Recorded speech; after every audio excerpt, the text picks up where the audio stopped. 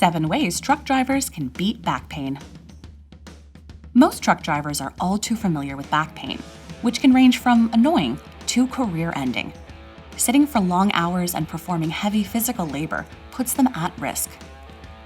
According to the National Center for Biotechnology Information, lower back pain is the leading cause of disability in workers under 45. Ergonomics can help avoid trouble.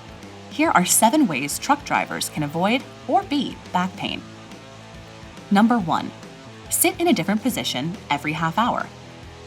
This reduces the stress on your body. Number 2. Get a new seat with a supportive, adjustable seat cushion to absorb vibrations from your truck. Number 3. Reposition the steering wheel. It should be placed so your elbows are closer to your sides, and you don't have to reach as far. Number 4. Drink plenty of water. Staying hydrated improves body function and healing power. Number 5. Use a seat with adjustable lumbar to support your lower back.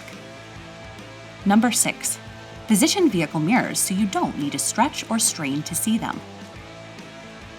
Number 7. When sitting, make sure your knees aren't higher than your hips. Adjust your seat if necessary. These tips can prevent lower back pain, lost work time, and high medical bills.